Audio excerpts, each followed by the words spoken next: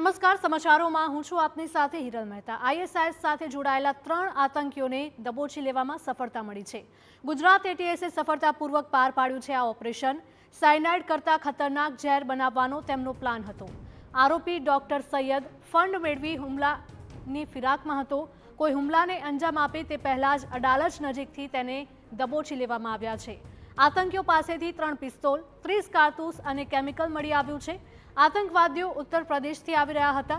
ત્રણેય આતંકીઓ 17 નવેમ્બર સુધીના રિમાન્ડ પર છે।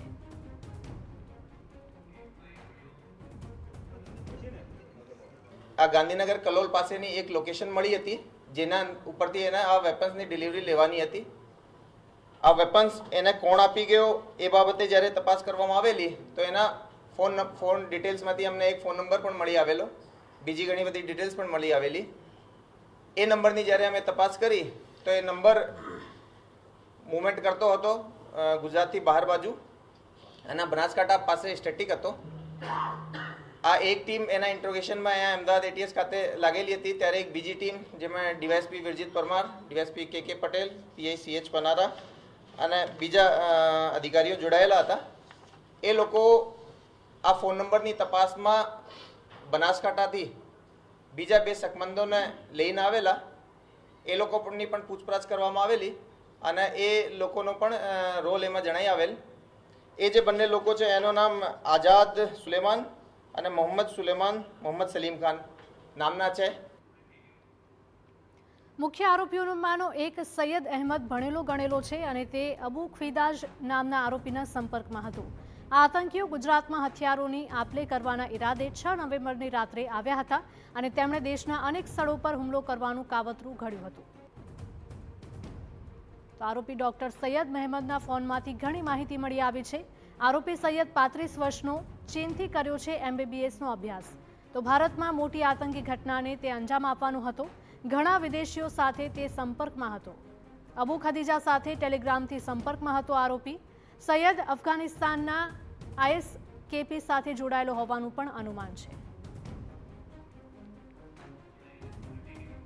સૈયદ નામના આરોપીની પૂછપરછમાં મોટો ખુલાસો થયો છે। સૈયદે હૈદરાબાદમાં રહેતા અન્ય 2 આરોપી આઝાદ અને સોહિલ પાસેથી રાજસ્થાનના હનુમાનગઢી ખાતેથી વસ્તુઓ મેળવી હતી અને તે હૈદરાબાદ પરત જઈને સાયનાઇડ કરતાં પણ વધારે ખતરનાક ઝેર બનાવવાની પ્રક્રિયા કરી રહ્યો હતો। પ્રાથમિક તપાસ મુજબ આ ઝેર પાવડર ફોર્મમાં તૈયાર કરી તેનો ઉપયોગ ખાવામાં ભેળવીને કરવામાં આવે તેમ હતો। હૈદરાબાદનો સૈયદ અહેમદ મોહિદ્દીન છે, એની જ્યારે વધારે પૂછપરછ કરવામાં આવેલી અને આના ફોનમાં પણ ચેકિંગ કરવામાં આવેલો તો એક રાઇઝિન નામનો એક બહુ પોટેન્ટ, બહુ અતિ શક્તિશાળી ઝેર હોય છે, એને બનાવવા માટેની પ્રક્રિયા એ હાથ ધરેલ હતી। જેના માટે જે રો મટીરિયલ છે, કેમિકલ્સ છે અને જે ઇક્વિપમેન્ટ્સ આને જરૂરી હોય છે એ બધા પણ એના દ્વારા પ્રોક્યોર કરી લેવામાં આવેલ હતા। એના દ્વારા એ પ્રારંભિક જે એની પ્રોસિજર છે એ પણ ચાલુ કરી દીધી હતી અને એના પુરાવા અમને એના ફોનમાંથી જ મળી આવેલા છે। તો આ એક ઘણો એવો કેસ છે જેની અંદર કે યુપી અને હૈદરાબાદના જુદા જુદા માણસોને અમે અહીંયા ડિટેન કરીને અરેસ્ટ કર્યા છે। પહેલો જે સૈયદ છે એની અમે કાલે કોર્ટમાં પ્રોડ્યુસ કરતા એના 17 તારીખ સુધીના અમને એના રિમાન્ડ મળ્યા છે। બીજા જે બંને આરોપીઓ છે એની પણ અમે અટક કરી છે। તો તપાસમાં સામે આવ્યું છે કે આતંકીઓએ 1 વર્ષ પહેલા જ રેકી કરી હતી। એટીએસ હવે બીજા આરોપીઓની શોધખોળ કરવા માટે, ઓળખ કરવા માટે અને અન્ય રાજ્યોમાં પણ તપાસનો ધમધમાટ શરૂ કરશે। ડોક્ટર સૈયદનો પૈસા એકત્રિત કરી અને આતંકી હુમલો કરવાનો પ્લાન હતો। ફંડ ક્યાંથી આવવાનું હતું અને કેવી રીતે લાવવાનું હતું ફંડ, તેની દિશામાં પણ તપાસ કરવામાં આવશે।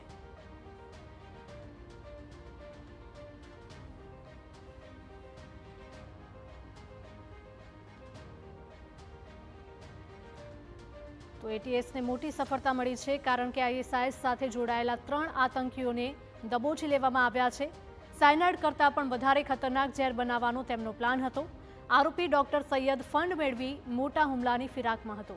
કોઈ હુમલાને અંજામ આપે તે પહેલા જ અડાલજ નજીકથી તેમને દબોચી લેવામાં એટીએસને સફળતા મળી છે।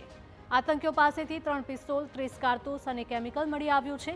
આતંકવાદીઓ ઉત્તર પ્રદેશથી આવી રહ્યા હતા। ત્રણેય આતંકીઓ 17 નવેમ્બર સુધીના રિમાન્ડ પર છે। તો મુખ્ય આરોપીઓમાંનો એક સૈયદ અહેમદ ભણેલો ગણેલો છે અને તે અબુ ખદીજા નામના આરોપીના સંપર્કમાં હતો. આ આતંકીઓ ગુજરાતમાં હથિયારોની આપ-લે કરવાના ઈરાદે 6 નવેમ્બરની રાત્રે આવ્યા હતા અને તેમણે દેશના અનેક સ્થળો ઉપર હુમલો કરવાનું કાવતરું પણ ઘડ્યું હતું. આરોપી ડોક્ટર સૈયદ કે જેના ફોનમાંથી ઘણી માહિતી પણ મળી આવી છે. આરોપી સૈયદ 35 વર્ષનો છે અને તેણે ચીનથી MBBSનો અભ્યાસ કર્યો છે. ભારતમાં મોટી આતંકી ઘટનાને અંજામ આપવાની ફિરાકમાં હતો.